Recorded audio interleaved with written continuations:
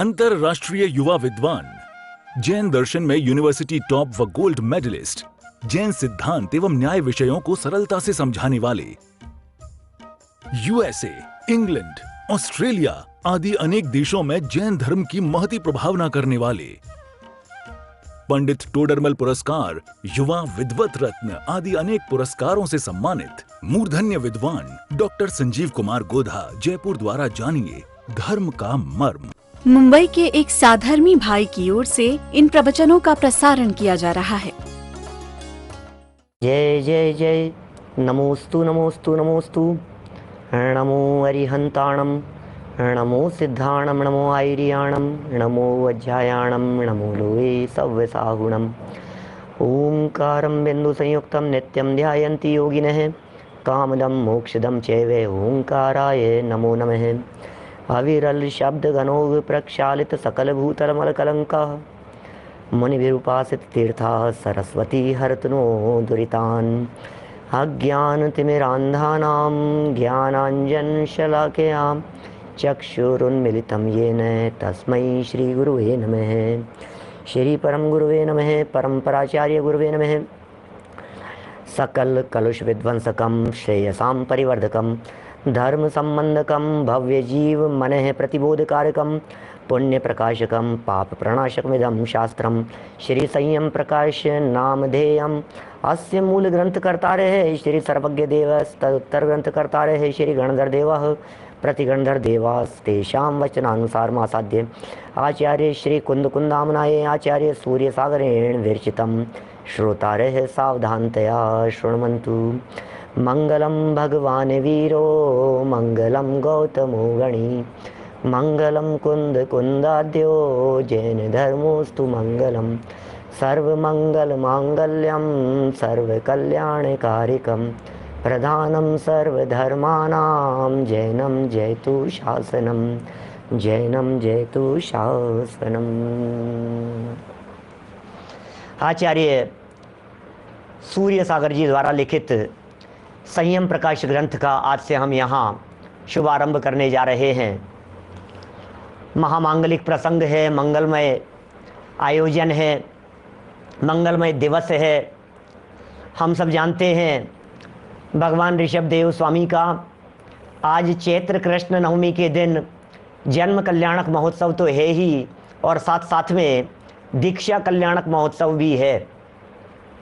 ये मनुष्य जीवन, इसकी सफलता और सार्थकता अकेले सम्यक दर्शन की प्राप्ति में नहीं है, संयम अंगीकार करने में इस मनुष्य जीवन की सफलता और सार्थकता है। हमारे 24 तीर्थंकरों में से 21 तीर्थंकर ऐसे हुए जिनके जन्म कल्याणक की तिथि और जिनके दीक्षा कल्याणक की तिथि दोनों एक ही है। माने जिस दिन उनका जन्म हुआ उसी दिन उन्होंने दीक्षा ली। आपको ज्ञात होना ही चाहिए कि जिस समय राजा ऋषभ देव ने दीक्षा ली उस समय वे नीलांजना का नृत्य देख रहे थे। हम सबको मालूम है नीलांजना का वो नृत्य ऋषभ देव स्वामी की बर्थडे पार्टी का आयोजन था।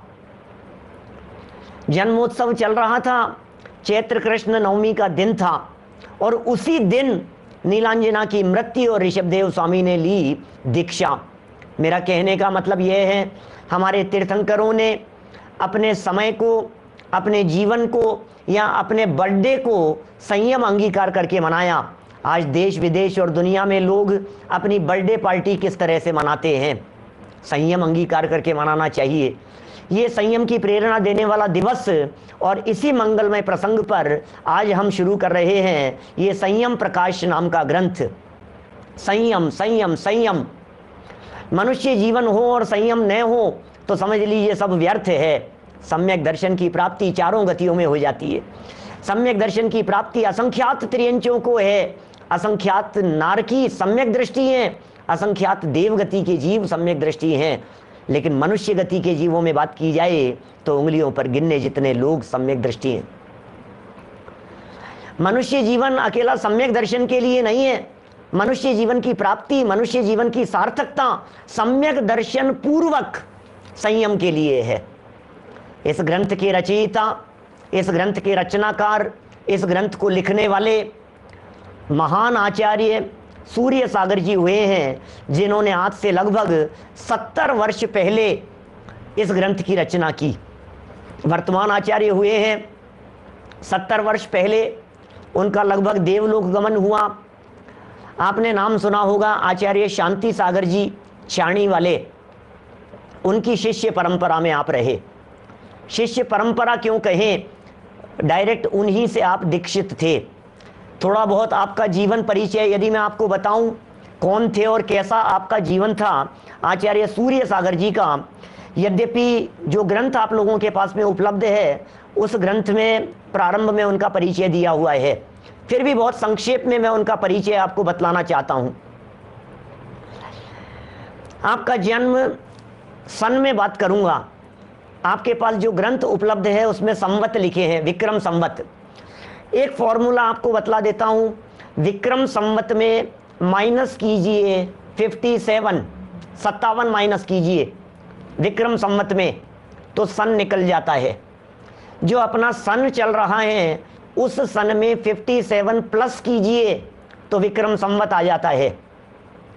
अभी 2021 चल रहा है, सन 2021 में 57 जोड़िए, कितना आएगा? 2021 में 57 जोड़ने पर 2078, 2078 ये विक्रम संवत शुरू होने वाला है 5-7 दिन बाद में, कुछ दिनों में शुरू होने वाला है, 5-7 दिन में शुरू हो जाएगा, 2078 चालू हो जाएगा। 2077 का अंतिम समय चल रहा है, 57 वर्ष का अंतराल रहता है।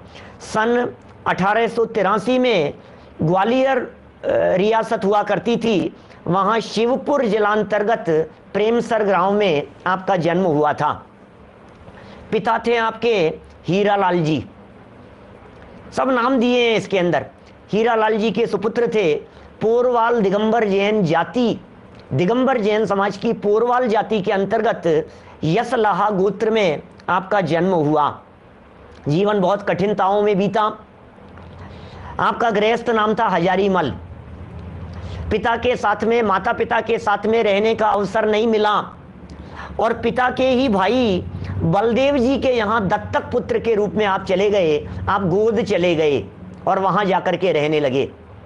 विधि का विधान देखिए, बलदेव जी के यहाँ चले गए, झालरापाटन चले गए, जन्म हुआ था ग्वालियर में, ग्वालियर के पास, और चले गए झालरापाटन राजस्थान में अपने ताऊ जी चाचा जी के यहाँ जाकर के वहाँ गोद चले गए।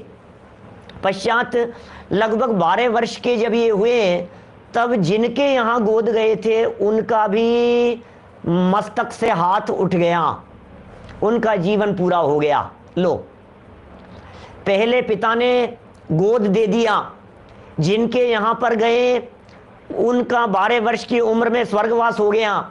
इनका लालन पालन किया बलदेव जी के मित्र ने, जो नाथूराम जी नाम था उनका, उन्होंने इनका पालन पोषण किया। ज़्यादा शिक्षा नहीं हुई, ज़्यादा पढ़े लिखे नहीं थे और कम उम्र में ही आपकी शादी हो गई। शादी हो जाने के बाद में आप इंदौर चले गए और इंदौर जाकर के वहाँ नौकरी करने लगे सर सेठ हुकमचंद जी साहब के यहाँ। हुकमचंद जी साहब के यहाँ नौकरी की, फिर उसके बाद में उन्हीं के दूसरे सेठ जो थे कल्याणमल जी, उनके यहाँ इन्होंने नौकरी की, लेकिन नौकरी रास नहीं आई। नौकरी की भावना नहीं थी, नौकरी करना नहीं चाहते थे। फिर स्वयं ने वहीं इंदौर में रह करके कपड़े की दुकान करना शुरू कर दिया।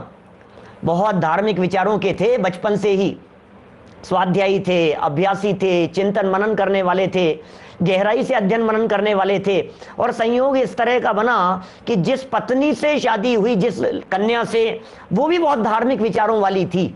साथ साथ में मिलकर के स्वाध्याय करते थे, अध्ययन मनन करते थे, गोमट सारादि ग्रंथों का अध्ययन किया बहुत गहराई से। पति पत्नी ने साथ में बैठ करके, स्वयं तो कम पढ़े लिखे थे लेकिन तो भी पढ़े लिखे तो थे थोड़े बहुत, तो खूब अभ्यास, खूब अध्ययन, पढ़ना, पति पत्नी के भोग विलासिता को छोड़ करके लगातार दिन रात इसी में लगे रहते थे।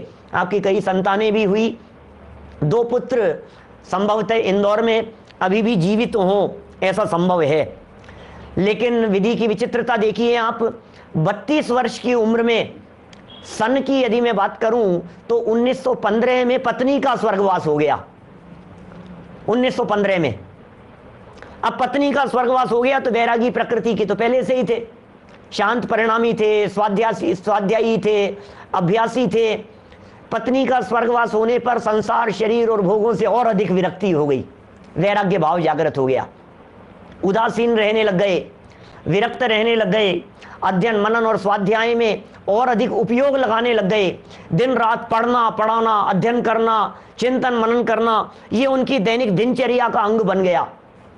धीरे धीरे समय बीतता चला गया और उसके पश्चात सन 1924 में उम्र होगी, उस समय इनकी 24 और 7 41 वर्ष की उम्र, लगभग 41 वर्ष की उम्र में रात्रि में सोते हुए आपको कोई एक स्वप्न आया, उसकी चर्चा भी इसमें की है।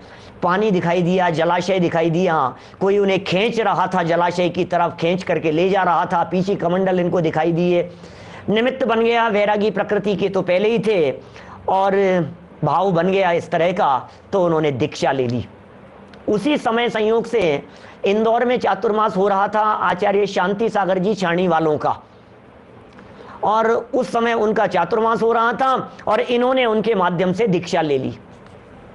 तो बहुत उत्कृष्ट जीवन था, पूरा जीवन साधना में इन्होंने बिताया, ज्ञान, ध्यान, अध्ययन, साधना, इसके अलावा दूसरा कोई काम नहीं रहा आपके पास में, दूसरा कुछ नहीं किया। आपको बतलाते हुए अत्यंत प्रसन्नता की अनुभूति हो रही है कि हमारे आदरणीय बाबू जुगल किशोर जी, युगल कोटा वाले, जिनके द्वारा लिखी गई केवल रवि किरणों से वाली जो पूजन और सिद्ध पूजन, जिन्होंने पूजन इतिहास में एक क्रांति ला दी, ऐसे विद्वान, उनके आप रिश्ते में मामा जी हुआ करते थे, खास मामा जी थे युगल जी बाबू जी के। आचार्य सूर्य सागर जी का दीक्षा के बाद में जब इनका नाम सूर्य सागर जी हो गया, बचपन का नाम तो हजारीमल था, बाद में जब इनका चातुर्मास, बहुत स्थानों पर चातुर्मास हुए, जयपुर में भी इनका चातुर्मास हुआ सन 1944 में, कोटा में भी सुनते हैं इनका चातुर्मास हुआ, इनका गमन हुआ। तो उस समय आदरणीय बाबूजी ने, युगल जी बाबूजी ने स्वयं इनको आहार दान प्रदान किया, इन्हें आहार दान दिया। जीवन और चर्या के संबंध में जब इनके बारे में बहुत जानकारी लेने का प्रयत्न किया हमने, तो कई बातें हमारे को ऐसी मिली कि एक बार बूंदी की एक घटना है, बूंदी के पास में तालेड़ा नाम की एक तहसील है, वहां की सच्ची घटनाएं। आहार चर्या के दौरान जब ये आहार कर रहे थे तो किसी आहार दाता ने, आहार देने वाले ने इनसे बिना पूछे, बिना जानकारी के ही काजू बादाम इनके अंजुली में डाल दिए। इन्होंने तुरंत जल ग्रहण करके अंजुली छोड़ दी और अंतराय मान लिया। बाद में जब इनसे पूछा गया कि अरे महाराज, आपने ऐसा ऐसा क्या हो गया था, ऐसा क्या अनर्थ हो गया, तो इन्होंने जवाब दिया कि मुनिराज तो गरिष्ठ भोजी नहीं होते, हमारे तो गरिष्ठ भोजन का त्याग था। तो जीवन पर्यंत इन्होंने फिर काजू बादाम इस तरह की चीजें नहीं खाई, अन्न मतलब बाद में इन्होंने छोड़ दिया वो सब। तो पता लगता है कितनी विरक्त प्रवृत्ति के आप व्यक्तित्व थे। गरिष्ठ भोजन का त्याग मुनिराजों को होता है, ये आपको देख करके पता लगता है, क्योंकि गरिष्ठ भोजन आराधना में बाधक होता है। गरिष्ठ भोजन ज्यादा किए जाने पर प्रमाद आता है, आलस्य आता है, वो साधना और आराधना के अंदर व्यवधान उत्पन्न होता है। यह जान करके ये बात पता लगी। और भी इस तरह की कई घटनाएं हैं। अंत समय की भी एक घटना मिलती है, जिस समय इनको कोई आहार चर्या के समय, गर्मियों के दिनों में कुछ एक अलग प्रकार का आहार इनको हुआ, तो बहुत ज़्यादा पीड़ा होने लगी, बहुत पानी पीने की इच्छा होने लगी, और इन्होंने अंत समय में थोड़े परिणाम विचलित हुए, तो इन्होंने शुद्ध प्रासुक जल ग्रहण कर लिया। आपको जान करके आश्चर्य होगा, मैं बतलाना चाहता हूं हमारे आत्मार्थी बंधुओं को कि उन्होंने उसके बाद ये कहा कि मेरा मुनिलिंग छूट गया, मेरा व्रत भंग हो गया। उन्होंने श्रावकों से ये कहा कि आप मुझे नमोस्तु नहीं कहें, आप मुझे वंदन नहीं कहें, मेरी मुनि अवस्था छूट गई। बाद में फिर परिणाम उनके स्वयं के संभले भी, उन्होंने प्रायश्चित भी लिया। फिर अंत समय में समाधि पूर्वक उन्होंने मरण किया। अंत समय में वापस आराधक हो गए थे, स्वयं दीक्षित हो गए थे, पुनर्दीक्षित हो गए थे, स्वयं दीक्षित हो गए थे। ये सारी जानकारियां मेरे को आदरणीय प्रेमचंद जी बजाज साहब, जो कोटा के क्या कहेंगे उसे, सर्वे सर्वा हैं, अधिष्ठाता हैं कोटा में मुमुक्षु आश्रम जिनके माध्यम से बनाया गया है, उनके माध्यम से काफ़ी जानकारियां मिली। उन्होंने स्वयं तो नहीं देखा, लेकिन उनके गुरु थे बाबूलाल जी इंजीनियर साहब, वे भी उन्हें बहुत मानते थे। युगल जी बाबूजी भी उन्हें बहुत मानते थे, बहुत आदर और सम्मान की दृष्टि से देखते थे। बहुत उत्कृष्ट जीवन, उत्कृष्ट प्रतिभा के धनी, ज्ञान ध्यान तपस्चरण में साधना में लीन रहने वाले, सैकड़ों ग्रंथों का आपने अध्ययन किया, सैकड़ों ग्रंथों का आपने अध्ययन किया। लगभग 33 रचनाएं आपकी प्रकाशित है, तलाशेंगे तो जानकारी मिल जाएगी। सबसे ज्यादा आपकी लिखी गई प्रसिद्ध रचना है जिसका नाम है संयम प्रकाश। सबसे ज्यादा प्रसिद्ध रचना संयम प्रकाश ग्रंथ। 2 मुख्य पार्ट हैं इस संयम प्रकाश ग्रंथ के, एक है पूर्वार्ध और दूसरा है उत्तरार्ध। आपको जानकर के आश्चर्य होगा, पूर्वार्ध जो ग्रंथ है, इस पूर्वार्ध ग्रंथ में चर्चा है। आज बाबू जुगल जी साहब का जन्मदिन भी है, आज का दिन देखो आप कितने कैसे कैसे संयोग एक साथ आज के दिन जुड़ गए हैं, और उन्हीं के मामा जी के द्वारा लिखा गया ये ग्रंथ। ऐसा कहते थे बाबूलाल जी इंजीनियर साहब, जैसा कि मुझे प्रेमचंद जी बजाज साहब ने बतलाया कि भावलिंगी संत थे। शुद्धोपयोग के बारे में कई बार इनसे प्रश्न पूछे गए तो इन्होंने बिल्कुल स्पष्ट शब्दों में कहा कि वर्तमान में शुद्धोपयोग हो सकता है और हमें भी होता है अनेक बार। ऐसे शब्दों के उच्चारण उनके माध्यम से किए गए, कोई बाधा नहीं है उसमें। भावलिंगी संत होवे तो उसका कोई निषेध थोड़ी नहीं है। और जितना इनका उपलब्ध साहित्य है, उस साहित्य को जब हम देखते हैं, जब साहित्य को जब हम पढ़ते हैं, तो हमें पता लगता है कि रंच मात्र भी कहीं आगम विरुद्ध बात नहीं है, इससे भी पता लगता है। संयम प्रकाश ग्रंथ जिसके 2 मुख्य हिस्से हैं, एक पूर्वार्ध और एक उत्तरार्ध। पूर्वार्ध में मुनिराजों के आचरण संबंधी चर्चा है, पूर्वार्ध में संयमियों की चर्चा है, महाव्रतियों की चर्चा है, दिगंबर मुनिराजों की चर्या का वर्णन है। और हमने जानबूझ करके अभी यहाँ पूर्वार्ध नहीं चलाया है, क्योंकि मुनिराजों की चर्या के संदर्भ में भी जिस कठोरता से आपने लेखनी चलाई है, भाई साहब आज के लोगों को बर्दाश्त नहीं होवे। यद्यपि वर्तमान के ही मुनि हैं, लेकिन इतनी दृढ़ता से मुनि चर्या का निरूपण किया है आपने, जिसे देख करके हमें पता लगता है कि आपकी चर्या और आपका जीवन, आपका आचरण कितना उत्कृष्ट रहा होगा। बहुत उत्कृष्ट आचरण, बहुत उत्कृष्ट चर्या। तो वो पूर्वार्ध भी 2 भागों में छपा, पूर्वार्ध प्रथम और पूर्वार्ध द्वितीय। उसे छोड़ दिया हमने उत्तरार्ध को अपनाया, क्योंकि हमें तो अपना कल्याण करना है, हमें तो अपने जीवन को सुधारना है। हमारा तो स्वयं का जीवन कैसे संयममय हो सकता है, हमारा स्वयं का जीवन किस तरह से साधनामय हो सकता है, हमारे जीवन में किस तरह की प्रवृत्तियां होनी चाहिए, लाइफ स्टाइल कैसी होनी चाहिए, जीवनचर्या कैसी होनी चाहिए, श्रावकों को ये जीवन किस तरह से पालन करना चाहिए। छोटी छोटी सी बातें, जीवन उपयोगी बातें, लाइफ से संबंधित बातें इस उत्तरार्ध में, जिसका नाम श्रावकाचार है, उपासकाचार भी कहा जाता है इसे, इसके माध्यम से हमारे को जानने को मिलेगी। जब इस ग्रंथ को हम देखते हैं तो हमें पता लगता है ये संग्रह ग्रंथ है, संग्रह है। इसमें पढ़ेंगे हम एक संयम प्रकाश ग्रंथ उत्तरार्ध, और आपको जानकारी मिलेगी मूलाचार की, भगवती आराधना की, रत्नकरण श्रावकाचार की। इतने जितने श्रावकाचार ग्रंथ हैं, आगम ग्रंथ हैं, सैकड़ों ग्रंथों के प्रमाण आपको इसी एक ही ग्रंथ के अंदर किसी एक टॉपिक के संदर्भ में एक जगह पर जानने को मिल जाएंगे। इसलिए ये संग्रह ग्रंथ है। अपनी तरफ से भी लिखा है बहुत कुछ, लेकिन मूल ग्रंथों के रेफरेंस दे दे करके लिखा है, आगम ग्रंथों की साक्षी बना करके लिखा है। हम पढ़ तो रहे हैं संयम प्रकाश, लेकिन सच में हमारा अध्ययन होगा मूलाचार का, हमारा अध्ययन होगा भगवती आराधना का, हमारा अध्ययन होगा रत्नकरण श्रावकाचार का।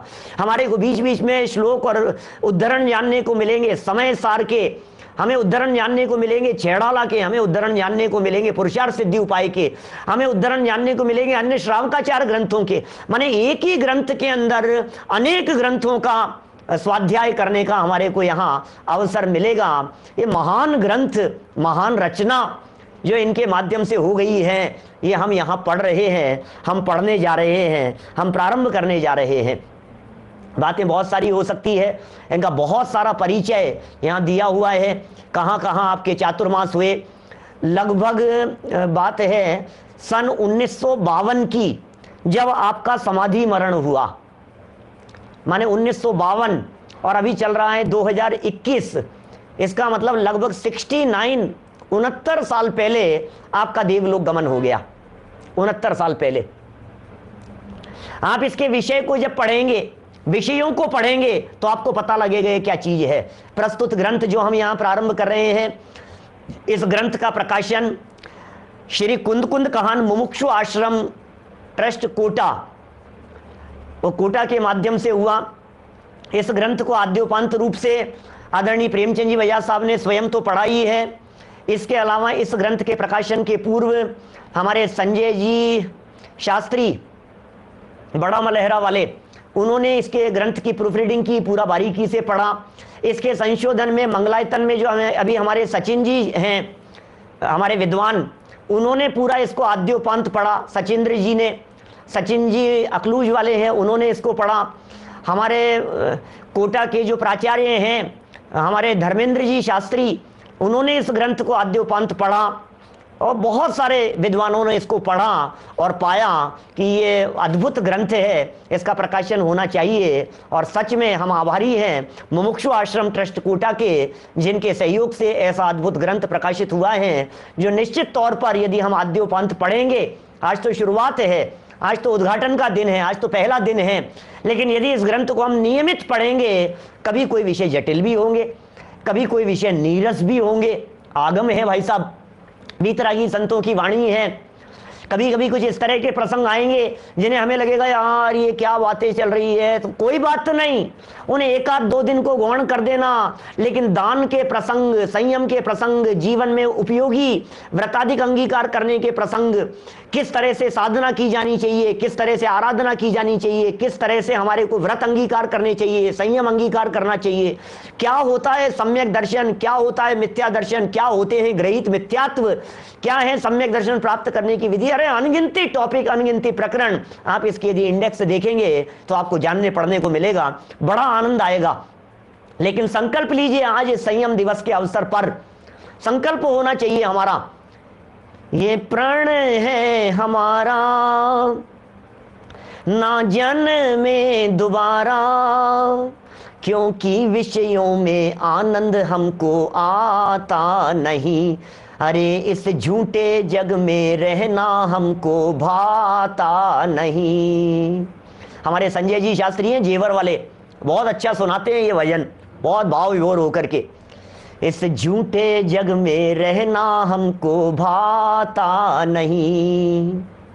प्रण ले लीजिए, संकल्प ले लीजिए, नहीं रहेंगे इस झूठे जग में, नहीं फंसेंगे हम भोगों में, नहीं उलझेंगे हम। क्या संयम अंगीकार करने का प्रसंग है। जीवन में संयम नहीं हो तो मनुष्य जीवन बेकार है। एक प्रसंग सुनाता हूं आज आपको भगवान महावीर स्वामी के समौह शरण का, बहुत मार्मिक प्रसंग है। भगवान महावीर स्वामी का समौह शरण जब विपुलाचल पर्वत पर आया और भगवान महावीर स्वामी की दिव्य ध्वनि घिरने के लिए चारों तरफ घोषणाएं होने लगी, चारों तरफ आवाज उठी, भगवान महावीर स्वामी का समौह शरण आया है, दिव्य ध्वनि घिरने का प्रसंग आया है, दिव्य ध्वनि घिर रही है, यहाँ दिव्य ध्वनि घिरेगी, हे भव्य जीवों आओ पधारो। और वहीं पास में एक राजा राज्य करते थे, उस राजा को भी विकल्प आया, अच्छा भगवान महावीर स्वामी का समौह शरण, हजारों लाखों लोग सुनने के लिए आएंगे, चलो हम भी चलेंगे। प्रसन्नता तो बहुत थी, लेकिन उस प्रसन्नता के पीछे कारण था भोग विलासिता और वैभव के प्रदर्शन का। मुंबई के एक साधर्मी भाई की ओर से इन प्रवचनों का प्रसारण किया जा रहा है।